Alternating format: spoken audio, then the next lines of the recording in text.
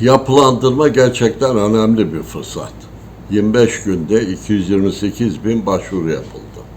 Yani bu meblağ 206 milyar lira borcun ödeme planına alındığını da gösteriyor.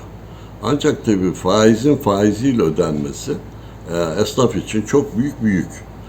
İnsanlar bu borçlarını ödemek istiyor ama ana paranın faiziyle ödenmesi lazım gelirken şimdi geride kalan ana paranın üzerinden değil faizini faiziyle ödenmesi hesaplandığı zaman ya ödenmesi mümkün olmayan bir borç miktarı çıkıyor. Örneğin eğer 500 bin lira ana para borcunuz varsa siz bunu ödemeye çalışsanız taksit sayısını ne kadar artırırsanız artırın ama bunun faizi 500 bin liranın üzerinden hesaplandığı zaman gerçekten ödeyebilinecek bir miktar.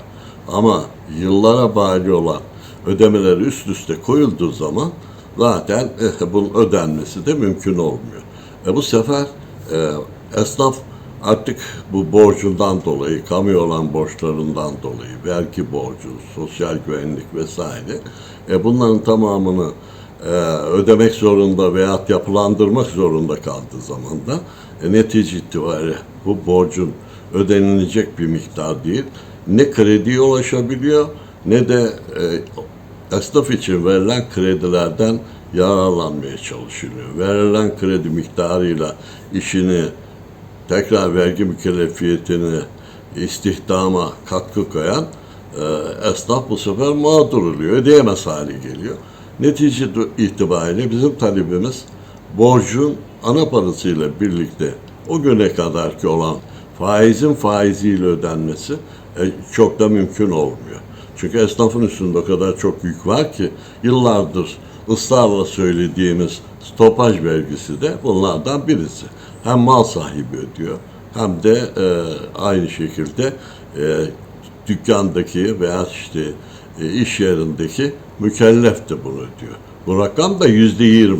Bunları biriktirdiğiniz zaman ne kadar borcunuzu ödemeye çalışsanız mümkün olmuyor. Bunun mutlaka esnafın ödeyebileceği, aynı şekilde taksitlendirme ile birlikte, ana parayla birlikte faizinin hesaplandığı zaman bu miktar ödenebilir bir hale dönüşebilecek. Yoksa bunu ödemek mümkün olmayacak. Birçok devlete vermiş olduğu desteklerden, kredilerden de yararlanamıyor. Netice itibariyle her kapatılan işletme hem ekonomiye hem de işsizliğe aynı şekilde de istihdama önemli darbe vuruyor. Bunun tekrar makul bir ödeme planı yine aynı şekildeki faiz hesaplamalarıyla bu sorun kökten hallolunabilecek.